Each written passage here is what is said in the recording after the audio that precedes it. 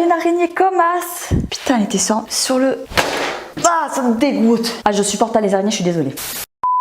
Hey, salut à tous, c'est Justine et bienvenue pour cette rentrée 2019. J'espère que vous avez kiffé la semaine Fit 3. Et d'ailleurs, je voulais annoncer, sachez que le MyFit Challenge numéro 4 en mode replay est désormais accessible toute l'année. Vous le retrouvez sur myfitchallenge.com. C'est un programme de 2 mois intensif brûle-graisse en temps réel. Je peux que vous le recommander. C'était ma petite pub d'entrée de vidéo. On va passer maintenant tout de suite à ce pourquoi vous avez cliqué sur cette vidéo. Je vais vous donner tous les secrets, les 9 meilleures astuces que vous allez mettre en place pour faire un vrai rééquilibrage alimentaire. J'espère que vous êtes prêts. C'est parti!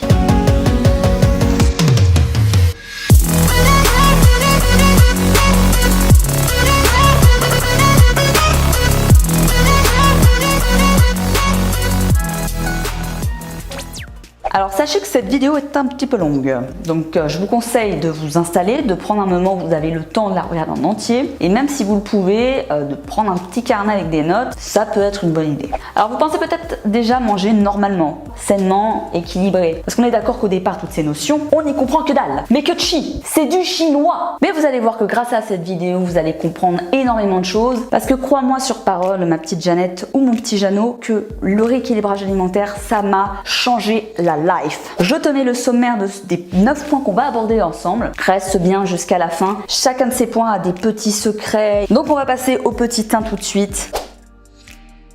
Faire un point sur ses objectifs, très important pour savoir où on en est et vers où on va. Gardez à l'esprit, mes Jeannots et mes Jeannettes, qu'on est tous différents, qu'on a tous des points de départ différents, des objectifs différents. On va pas tous passer par les mêmes chemins pour les atteindre. Le rééquilibrage alimentaire, ça va t'aider, quel que soit ton objectif sportif, de santé ou de performance. Il faut définir exactement ce que vous visez. Je prends l'exemple de la perte de poids. C'est un début d'objectif, mais il va falloir creuser un peu plus l'objectif. La perte de poids, c'est tellement vaste qu'on peut vite s'y perdre et faire n'importe quoi. Et j'en viens également avec l'exemple de la perte de poids, à vous dire que la balance n'est pas le seul indicateur qu'il faut prendre en compte. Le but de perdre des kilos sur notre balance, c'est qu'on se sente mieux dans ses vêtements, c'est qu'on se trouve mieux dans le miroir quand on se regarde. C'est ça aussi les autres indicateurs qu'il faudra prendre en compte, en plus de la vitalité, de tout le côté santé. Le poids est un outil, ce n'est pas une fin en soi. Petit 2, la notion de métabolisme. Quel que soit votre objectif, ça va passer par la nutrition. Donc pour savoir comment prendre du poids, le stabiliser ou en perdre, il va falloir connaître son métabolisme. Vraiment, j'ai longtemps rien compris au terme de métabolisme, je vous avoue. Donc, si toi aussi tu te sens comme une teubée ou un teubé, et ben aujourd'hui tu vas savoir ce que c'est que le métabolisme. Le métabolisme de base, c'est l'ensemble des besoins énergétiques dont votre corps a besoin pour fonctionner durant un cycle de 24 heures. Parce que le fonctionnement de notre corps, que ce soit les organes, le cerveau, le système immunitaire, etc.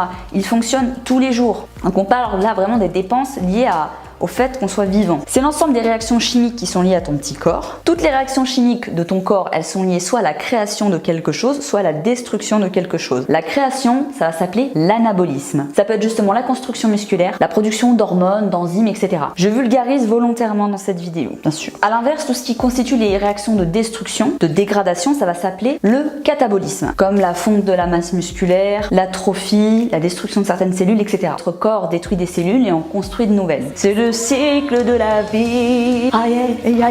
Donc du coup on a le métabolisme basal.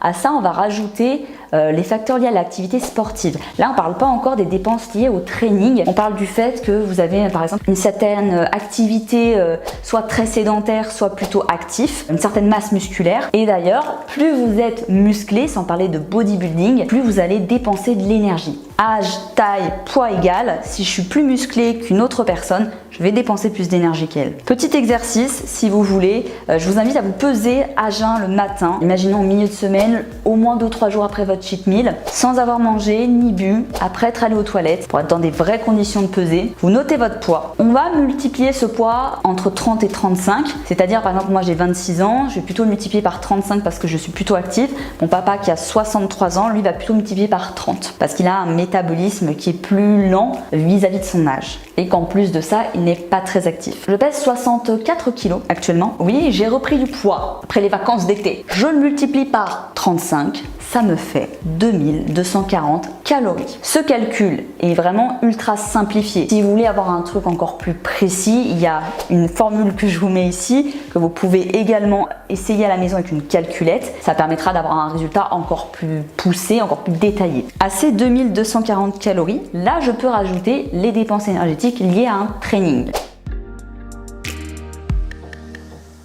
Donc pour une perte de poids, qu'elle soit saine et durable, et on ne parle pas de régime à la con, il faut créer ce qu'on appelle un déficit. Un déficit, être déficitaire, c'est être en négatif. Il faut consommer en aliments, en calories, moins que ce que l'on dépense par jour. C'est la seule façon de perdre du gras, de consommer plus de calories que ce que vous dépensez si vous souhaitez prendre du poids. On conseille un déficit en fonction des personnes, entre 200 et 350 calories. Exemple pour moi, en fonction de certaines périodes et de mon poids aussi, je vais être à un déficit de 1800, 1900 calories. Et même si ça peut en choquer certains d'entre vous, à ces calories-là, je perds du poids, bien sûr. J'ai pas besoin de descendre à 1200. Mais 2240 calories, 1900, je suis en déficit, je perds du poids. Si vous ne vous nourrissez pas assez, en prenant mon exemple par exemple de 2240 calories, si je me nourris avec un déficit extrême, 1000, 1200, mon métabolisme va passer à 2000, puis à 1800, puis à 1900. Il va s'adapter, il est en souffrance là, il est en mode survie, puis 1400. Et si je veux continuer à perdre du gras, je vais devoir encore manger moins, puis manger moins, puis manger moins, puis manger moins. Et c'est la mort. La priorité, c'est de préserver et voire d'augmenter son métabolisme. Parce que plus ton métabolisme il sera haut, moins tu auras besoin de crever de faim pour pouvoir perdre du gras de manière saine, durable. Objectif de prise de masse, excédent de calories. Je prends mon cas, quand j'étais en prise de masse l'année dernière, je mangeais 2400 calories. En général, on conseille entre 150 à 500 calories de plus et pas de McDo, je sais pas quoi. Je te parle de vraie nourriture normale. Mais c'est assez dur.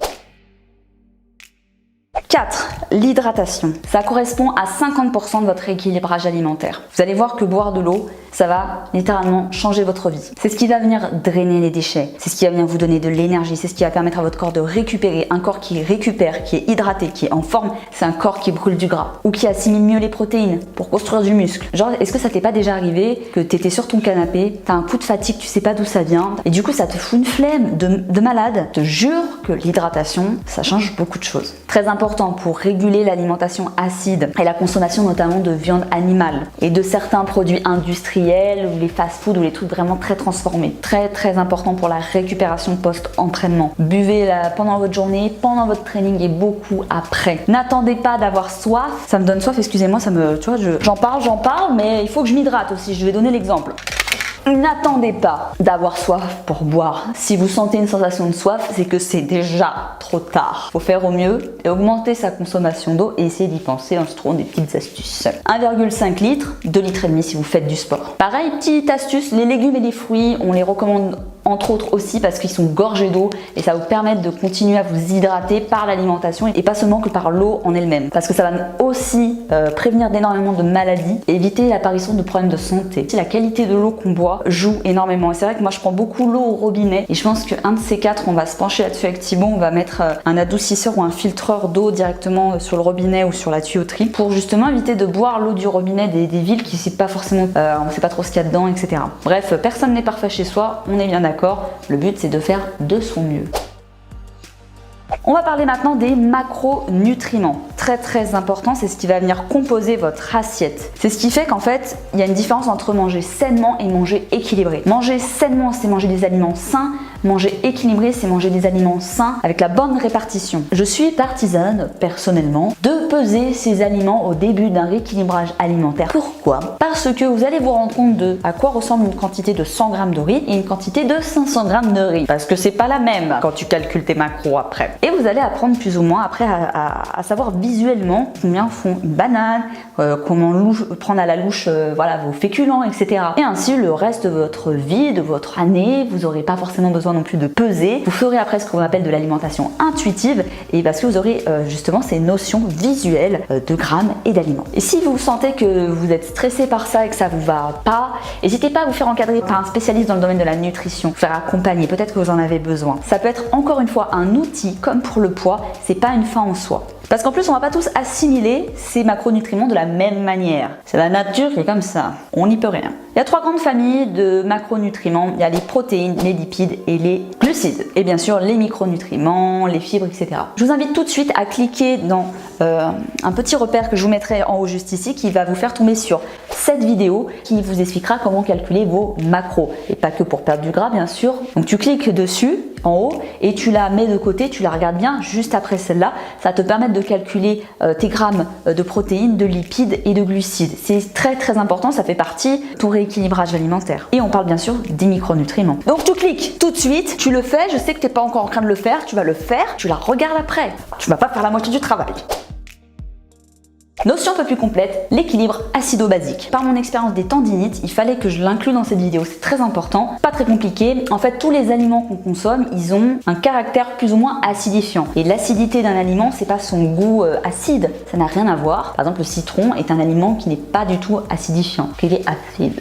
T'as compris la logique. Le pH le plus acide d'un aliment, je vous mettrai ici un petit barème d'exemples d'aliments, vous en trouvez plein sur internet, c'est le chiffre 1 et ça va jusqu'à 14, là où l'aliment est le moins acide, le plus basifiant. 7, 8, en général, c'est l'équilibre des aliments. En gros, plus vous allez consommer d'aliments qui sont acides, plus c'est mauvais pour votre corps. Et le but de votre alimentation, c'est de manger un maximum d'aliments basifiants, alcalinisants. L'eau, comme on le disait, également va jouer un rôle alcalinisant. Le but, c'est pas d'avoir un taux à 14-14 et de manger que des aliments basifiants. C'est justement de trouver l'équilibre entre les aliments acidifiants et basifiants et surtout pas que les acidifiants prennent le dessus. Les fast-foods, les produits hyper transformés, hyper chimiques, en fait, c'est des aliments qui peuvent être très vite acidifiants. La viande animale, tous les produits animaux ont un pH très acidifiant. C'est pour ça que moi, je vous recommande surtout de faire dans votre vie la règle des 80-20, c'est-à-dire 80% du temps healthy, etc. et 20% du temps cheat meal et aliments beaucoup plus acidifiants. Et non pas justement 50-50. Si vous voyez que vous dépassez cette règle des 80-20, c'est peut-être là qu'il y a un petit problème dans l'alimentation. Et pourtant, même dans une alimentation saine et équilibrée, on a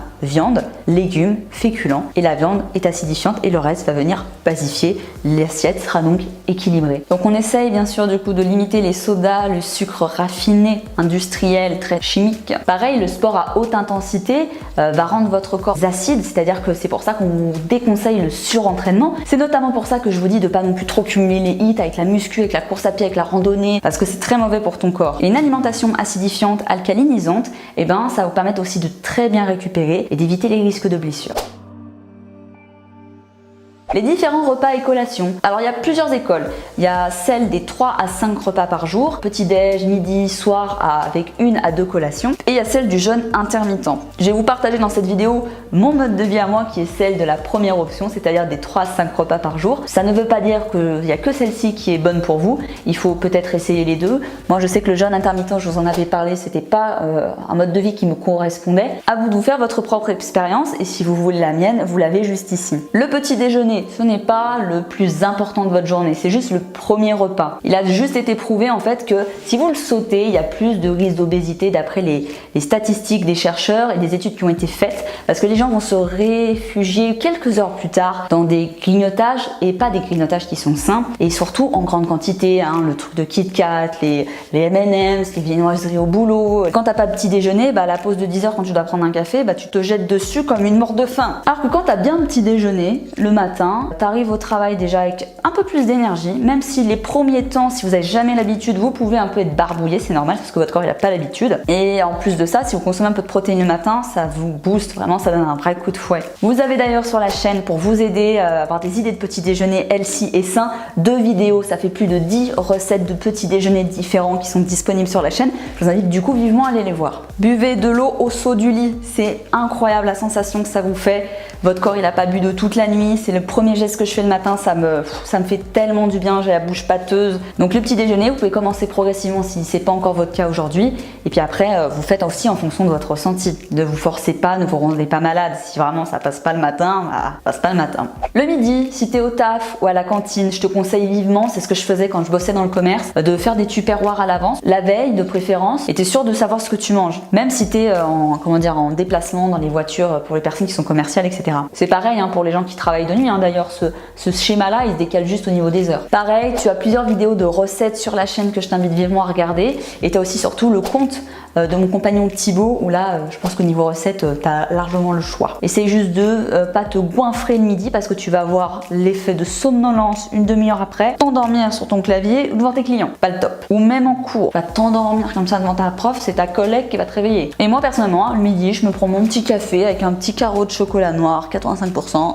Et je kiffe. Le repas du soir, tu m'oublies tout de suite la soupe de légumes ou le repas absolument sans glucides parce qu'on croit encore que ça fait grossir le soir alors que pas du tout. Pareil, protéines, glucides, légumes. La répartition des glucides, si vous devez manger par exemple des pâtes, vous devez manger 300 g de pâtes dans votre journée et ça rentre dans vos macros. Et ben vous allez pouvoir faire 150 et 150 midi et soir ou 200 le midi, 100 le soir. Ça n'a aucune importance. Et les collations alors, nos petites collations, elles te servent d'en-cas ou de petits 4 heures. Justement, quand tu as envie de grignoter, tu fais un petit repas sain, c'est la collation. Exemple, tu fais ton petit déjeuner à 7 heures, et ben si tu as la possibilité que tu as un petit créneau, tu te fais des petites bowls maison et tu te les manges à 10 heures avant de faire ton repas de midi à 13 heures. Et moi, quand je bossais dans le commerce, j'avais soit un shaker, soit des bowls ou des bars maison. En plus, l'avantage des bowls et des bars maison, c'est que tu peux en faire d'avance puisque tu en fais en grande quantité. De préférence, il faut que la collation elle soit protéinée. C'est pour ça que souvent dans les recettes de bars ou de bowls, il y a des compléments alimentaires qui sont rajoutés. Sinon, en fait, c'est surtout des glucides et du sucre. Il faut que les collations aussi soient équilibrées. Et les shakers, les collations ne remplacent pas un repas, ils sont là en plus. Manger idéalement sans chercher à être parfait, un peu moins industriel, un peu plus paléo, c'est-à-dire un peu moins transformé. Nous c'est comme ça qu'on vit avec mon copain Thibaut. On n'est pas parfait dans notre alimentation, on n'est pas des surhommes et comme vous, on fait au mieux et c'est ce que je vous invite à faire, sans pression et avec l'envie de vous améliorer petit à petit avec le temps. Manger un peu plus bio, avec des commerces de proximité, des petits marchands de légumes pour éviter déjà de polluer la terre avec des produits qui viennent de l'autre bout du monde. J'en consomme encore, mais beaucoup moins petit à petit. Et la qualité des aliments que vous allez manger, au-delà des macros et des calories, c'est tout aussi important. Si vous avez la possibilité, même si vous n'êtes pas intolérant, essayez de limiter le lactose et le gluten, vous verrez, ça vous fera pas de mal. Moi, c'est ce que je vous recommande.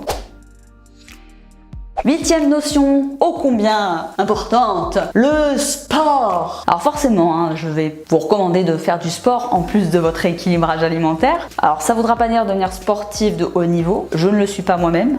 C'est juste d'avoir une activité physique régulière, même si elle est courte, de 1 à 2 fois par semaine pour ne serait-ce que sa santé et au moins minimum 3 fois par semaine si on a un objectif esthétique, physique, quel qu'il soit. En fait, ça va augmenter vos dépenses énergétiques. Et en plus de ça, ça va vous rendre en forme dans votre vie quotidienne. Ça fait partie d'un tout, d'une hygiène de vie. Et sachez que sur la chaîne, vous avez une 40aine de séances gratuites. Sur mes réseaux sociaux, vous avez une 50aine de tutos training que je vous partage pour que vous puissiez vous entraîner et prendre du plaisir dans votre pratique avec des séances qui sont courtes. Donc pas d'excuses. En gros, ouais, c'est pour te dire que t'as pas trop d'excuses. Après, il faut trouver le sport qui te plaît. Bon, la course à pied, le crossfit, la pétanque, le ping-pong, le tennis. Et du coup, ça va décupler vos résultats au niveau de l'alimentation. Et puis, vous allez vous entraîner, puis ça va vous motiver à bien manger. Et c'est un cercle vertueux.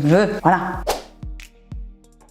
On va prendre les choses dans le bon sens. Si tu mets en place une hygiène de vie alimentaire équilibrée, qui n'est pas restrictive, et que tu fais un tout petit peu de sport, que tu es un petit peu actif, et qu'en plus de ça, tu es régulier, et que tu t'imposes une petite rigueur, tu vas avoir des résultats, c'est sûr. La question de combien de temps ou de quand, elle va dépendre de plein de facteurs. Alors non, tu n'auras pas des résultats en 3 jours. Et même en une semaine, des fois, il y a des gens qui me disent au bout d'une semaine, il n'y a rien qui se passe. Mais il ne faut pas vous attendre à ce que 10 ans de mauvaise hygiène de vie se changent en une semaine. C'est pas possible. Alors pour moi, ça va passer par plusieurs processus. On va prendre l'exemple d'une personne qui ne fait absolument aucun sport et qui n'a pas forcément une bonne hygiène de vie alimentaire. Les 2 premières semaines, vous allez avoir des résultats au niveau des sensations. Moi, ça va être un truc de malade. Vous allez avoir une sensation d'énergie. Vous allez vous dire, mais putain, mais en fait, avant, j'étais grave fatiguée. Comment je m'en suis pas rendu compte? Tu vas voir que tu vas voler quand tu vas monter tes escaliers au travail. Meilleure digestion, meilleur sommeil, meilleure peau, meilleurs cheveux. Tu auras une sensation de bien-être, tu auras les endorphines, tu te sentiras mieux quoi. Les résultats seront pas encore peut-être visibles de l'extérieur, mais ne lâche rien, ce n'est que le début, le processus est en marche. Au bout de plusieurs semaines, en fonction bien sûr de son point de départ, corps plus ferme, même si on n'a pas l'impression d'avoir minci, ou en tout cas on se sent plus solide, même si on n'a pas encore pris du volume musculaire, le corps qui commence à bien changer, et au bout de quelques mois, vous allez commencer à avoir vraiment des premiers résultats concrets. C'est le cas par exemple dans mon programme MyFit. Vous avez des gens en 2 mois, ils ont fait des transos de malades. Dans notre programme, il y a beaucoup la partie sportive avant tout. Comme quoi déjà, être régulier dans le sport, et je pense qu'ils ont fait attention à leur alimentation à côté, ça fait toute la différence. Après, il faut bien comprendre qu'on n'a pas tous la même notion que ce qu'est un résultat. Peut-être que pour certains d'entre vous, arrivent les premiers résultats, c'est quand arrivent les premières modifications visibles. Pour d'autres, ça va être quand est-ce qu'ils vont arriver à leur objectif final. Et ça, il faut que vous arriviez aussi à le comprendre dans votre tête. Qu'est-ce que vous cherchez ou attendez? Si c'est les premiers signes visibles, ils vont arriver en fonction des semaines et des mois, en fonction de chacun. Les objectifs finaux, en général, ils prennent plus de temps, forcément. Prenez du recul, ne vous inquiétez pas. On passe tous par des périodes de stagnation. On perd du poids, hop, ça stabilise, on en reprend, on en repère. Et ça, que ce soit dans le sport ou dans l'alimentation. Et pour conclure cette vidéo, je vous dirais de vous adapter avant tout à votre vie, à votre ressenti, à vos convictions aussi. On n'a pas tous les mêmes points de départ, on n'a pas tous les mêmes objectifs, on n'a pas tous les mêmes histoires de vie. Et sachez que les personnes qui sont en surpoids vont progresser beaucoup plus rapidement du fait de leur point de départ qui est l'obésité par rapport à quelqu'un qui va avoir entre 3 à 10 kilos à perdre. C'est tout ça qu'il faut prendre en compte pour aussi relativiser un petit peu et arrêter de se comparer aux autres et se focaliser sur comment nous, on peut essayer de faire mieux pour avancer. Ne baissez jamais les bras, croyez en vous, moi je crois en vous, je vous fais d'énormes bisous, je vous laisse vous abonner à la chaîne, activez la cloche des notifications pour être sûr d'être averti des prochaines vidéos, lâchez un like si vous avez aimé cette vidéo, si vous l'avez trouvée complète, n'hésitez pas à me dire ce que vous en pensez en commentaire vraiment et surtout rejoins-moi sur Instagram, j'y suis encore plus active que sur YouTube puisque je poste quasiment tous les jours. Merci à tous, je vous fais plein de gros bisous et à très bientôt, je vous kiffe.